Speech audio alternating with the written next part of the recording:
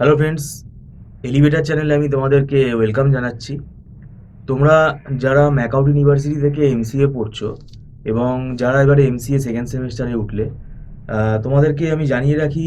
দেখো, এমসিএ এখন 2 বছরের হয়ে যাওয়াতে ম্যাকআউট ইউনিভার্সিটির যে সিলেবাসটা আছে, এখানে আমাদের মানে অ্যাভারেজে কিন্তু সাবজেক্টটা একটু বেড়ে গেছে। মানে সেমেস্টারে প্রায় পাঁচ পাঁচটা করে সাবজেক্ট অ্যাভারেজে তো থাকছেই, ইলেকটিভও আছে এর ভেতর, ইনক্লুডিং ইলেকটিভ আমি বলছি। তো সেকেন্ড সেমেস্টারেও ওই রকমই, কিন্তু সেকেন্ড সেমেস্টারে কম্পালসারি সাবজেক্ট তোমার 4টে রয়েছে, আবার ইলেকটিভ থেকেও তোমাকে একটা চয়েস করতে হবে।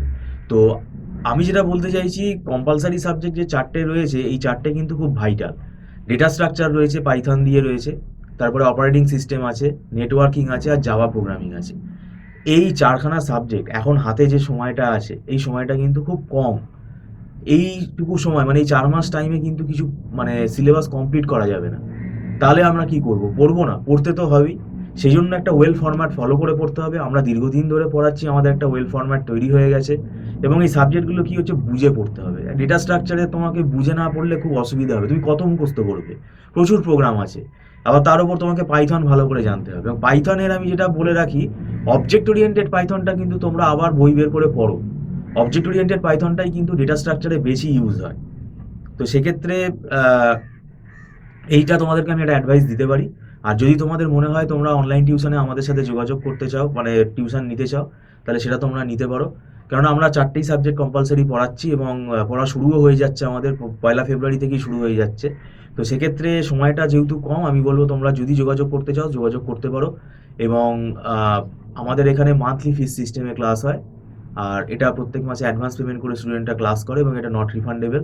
আর এখানে দেখো, ছোট ছোট ব্যাচে ক্লাস হয়, 6 জন 7 জন এরকম ব্যাচে ক্লাস হয়। তো এখানে স্টুডেন্টের যা অসুবিধা হবে, যা ডাউট হবে, সরাসরি কথা বলে ফ্যাকাল্টির সাথে সেগুলো সলভ হয়ে যায়। এবং যারা দূরে থাকো, রিমোট এরিয়াতে থাকো, তাদের সুবিধা হবে। আর তোমার ট্রাভেলিং কস্ট এখানে সেভ হয়ে যাবে। আর আমরা এখানে একটা বই তো ফলো করি না, প্রত্যেকটা সাবজেক্টের জন্য আমরা 3-4খানা বই ফলো করি। একটা অ্যালগোরিদিম বা একটা প্রোগ্রাম ধরো, সেক্ষেত্রে ধরো লিঙ্ক লিস্টে থেকে নোট ডিলিট করার একটা প্রোগ্রাম, সেটা হয়তো তুমি একটা বই, একটা তো বই তো অনেক আছে বাজারে, কিন্তু সেটা বই দেখে পড়ে হয়তো তোমার বুঝতে অসুবিধা হচ্ছে। তো আমরা এখানে কি করছি, বা এই ধরনের অ্যালগোরিদমগুলোকে আমরা নিজেরা লিখছি, আমাদের নিজেদের টিম আছে, আমরা নোট তৈরি করি। তো সেক্ষেত্রে যাতে কি হয়, স্টুডেন্টের বুঝতে সুবিধা হয়। ঠিক আছে, স্টুডেন্টের পক্ষে তো এটা পুরো 4-5খানা বই ঘেটে এটা তৈরি করা সম্ভব না। তো সেই জন্যই বলছি, এটা কিন্তু আহ, মানে সাজেশন হিসেবেও কাজ করে, যেটা আমরা আমাদের হাতে লেখা নোটস আছে। আর এটা কিন্তু মাথায় রাখতে হবে যে সেমেস্টারে যেটাই শিখবে এটাই কিন্তু পরে কাজে লাগবে। এইটা পরে শেখার আর টাইম পাবে না। সেই জন্যই এটা আমি বলছি, জাভা যে যে রয়েছে, এই জাভা তুমি পরে শেখার টাইম পাবে, বরং পরবর্তীকালে তোমাদের অ্যাডভান্স জাভাগুলো শিখতে হবে, অ্যাডভান্স জাভার পার্টগুলো শিখতে হবে। এই কোর জাভা যেটা রয়েছে, এটা কিন্তু অনেক বড়। এইটা পরে আর তুমি টাইম পাবে না শেখার।